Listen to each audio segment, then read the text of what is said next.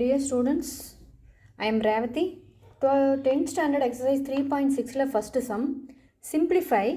First Roman letter x into x plus 1 divided by x minus 2 plus x into 1 minus x divided by x minus 2. இப்போ ஒரு ரெண்டு fraction கொடுத்து in between plus வந்துச்சுனாலே நம்ம என்ன பண்ணணும், LCM method தான் follow பண்ணணும். அதுக்கு பிஃபோராக நியூமரேட்டர் சேமாக இருக்கா இல்லை டிஃப்ரெண்ட்டாக இருக்கா அப்படின்னு பார்க்கணும்.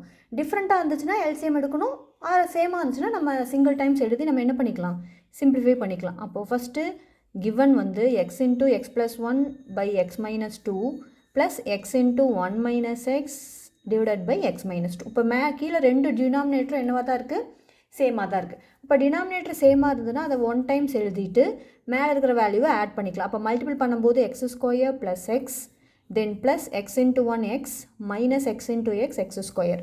அப்போ இந்த ப்ளஸ் எக்ஸ் ஸ்கொயரும் இந்த ப்ளஸ் எக்ஸ் மைனஸ் எக்ஸ் ஸ்கொயரும் கேன்சல் ஆனால் ரிமைனிங் ரெண்டு எக்ஸையும் ஆட் பண்ணால் அப்போ final answer 2x by x minus 2 அப்படிங்கிறத ஃபைனல் ஆன்சர்னு கூறு. இதுக்கு மேலே நம்ம இதை நம்ம சிம்பிளிஃபை பண்ண முடியாது.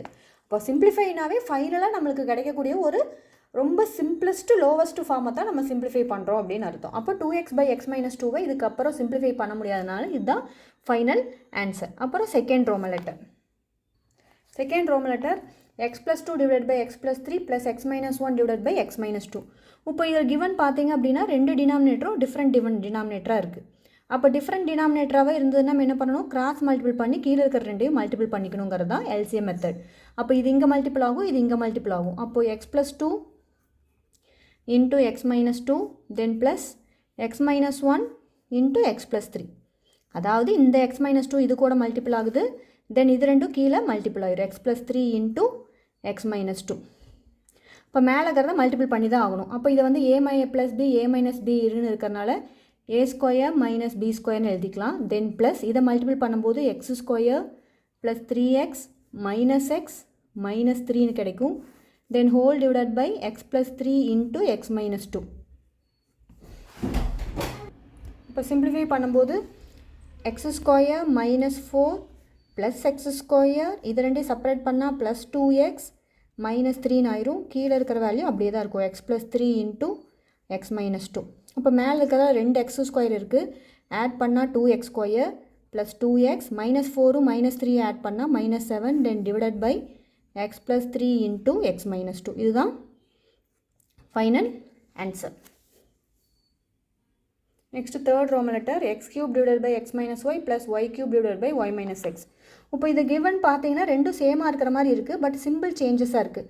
அப்போ நம்ம ஃபஸ்ட்டு என்ன பண்ணலாம் அப்படின்னா x square by x minus y, இதில் வந்து சிம்பிளை இன்டர்சேஞ்ச் பண்ணால் இடையில மைனஸ் ஆயிரும். Then y cube by x minus ஒய்ன்னு ஆயிரும். இப்போ எக்ஸ் மைனஸ் ஒய் என்ன ஆயிடுச்சு, டினாமினேட்டர் சேம் ஆயிடுச்சு. ஸோ டினாமினேட்டர் சேம் ஆனதுக்கப்புறம் நம்ம சிங்கிள் டைம் டினாமினேட்டர் எழுதிட்டு மேலே இருக்கிற ரெண்டையும் என்ன பண்ணிக்கலாம், ஆடாக சப்ராக்டோ பண்ணிக்கலாம். அப்போ நம்மளுக்கு கிடச்சிருக்கிறது வந்து x cube minus y cube divide by x minus y. அப்போ எக்ஸ் கியூப் மைனஸ் ஒய் கியூபுக்கு நம்மளுக்கு ஃபார்முலா இருக்குது. என்ன formula, x minus y into x square plus x y அப்படிங்கிற ஃபார்முலா.